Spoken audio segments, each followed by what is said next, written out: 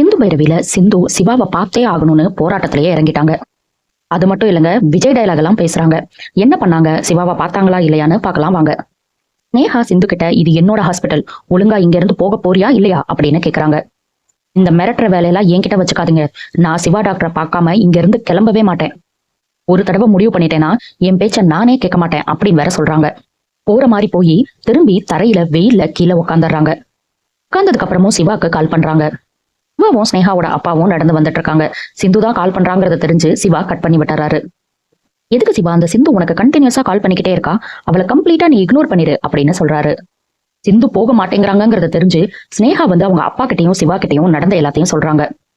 நீ இதுக்கெல்லாம் tension ஆகாதமா, security வச்சு அவளை கேம்பஸ் விட்டே வெளியே அனுப்பு. சிவா பண்ணிரவா அப்படின்னு ஸ்னேகா சிவாவை பார்த்து கேக்குறாங்க. இதுக்குமா நீ அதெல்லாம் சிவா கிட்ட கேட்டுட்டு இருக்க, அவளை மொதல் அடிச்சு இந்த கேம்பஸை விட்டு வெளியே துரத்து அப்படின்னு சொல்றாரு ஸ்னேகாவோட அப்பா.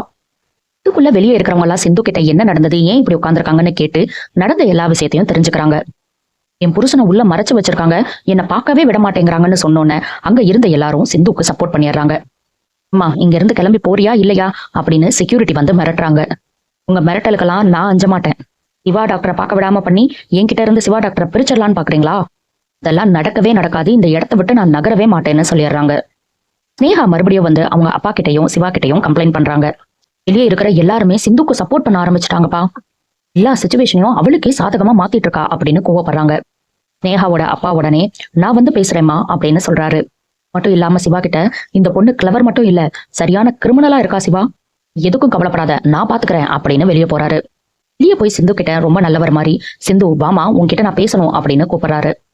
சிந்து இதுக்கெல்லாம் மடியறாளா, நான் உங்ககிட்ட பேசுறதுக்கெல்லாம் வரல, எனக்கு என் புருஷன் கிட்ட பேசணும், ஒண்ணு அவரை இங்க வர சொல்லுங்க, இல்ல நான் உள்ள போகணும், அதுக்கு நீங்க அனுமதி கொடுங்க அப்படின்னு கேக்குறாங்க. இவெல்லாம் வந்து பார்க்க மாட்டாரு அப்படின்னு ஸ்னேகாவோட அப்பா சொன்னோன்னே அங்க இருந்த எல்லாரும் கூடிடுறாங்க. என்னங்க நீங்க, இப்பதான் கல்யாணம் ஆயிருக்கு, அந்த பொண்ணு புருஷனை பார்க்கணும்னு வர்றா, நீங்க உள்ள மறைச்சு வச்சுட்டு புருஷனை அனுப்ப மாட்டேன்னு சொல்றீங்க, இதெல்லாம் கொஞ்சம் கூட நல்லா இல்லைங்க, அந்த டாக்டர் தம்பிய வெளியே வர சொல்லுங்க அப்படின்னு சொல்றாங்க. இவரும் என்ன பண்றதுன்னு தெரியாம திக்கு முக்காடி நிக்கிறாரு. இங்க வீட்டுல எல்லாரும் உட்காந்து சாப்பிட்டுட்டு இருக்காங்க. சிவா எங்கம்மான்னு ஆறுமுகம் கேட்க, அவன் இன்னும் ஹாஸ்பிட்டல்லே இருக்காண்டா, சிந்துவை போய் கூட்டிட்டு வர சொல்லியிருக்கேன் அப்படின்னு அன்னபூர்ணி சொல்றாங்க. சாப்பிட்டுட்டே இருக்கும்போது டேபிள்ல இருந்து திடீர்னு கீழே மயங்கி விழுந்துறாங்க அன்னபூர்ணி. முகமும் காயத்ரியும் பதறி போய் அவங்கள எழுப்புறாங்க.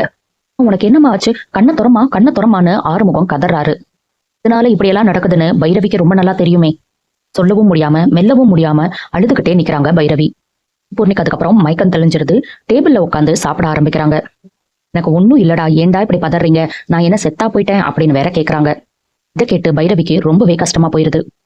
இன்னைக்கு எக்காரணத்தை கொண்டும் பைரவி சிவாவை பார்க்கவே கூடாதுப்பா, அவ இங்க ஜெயிச்சிடவே கூடாது, நம்ம தான் ஜெயிக்கணும் அப்படின்னு எல்லாம் ஸ்னேகா பேசிட்டு இருந்தாங்க.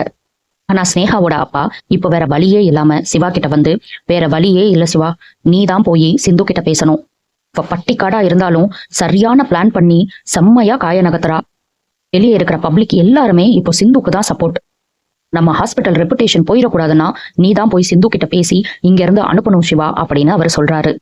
எப்பவுமே பில்டப் எல்லாம் பலமாதான் இருக்கு, ஆனா கடைசியில ஜெயிக்கிறது என்னமோ சிந்து தான்.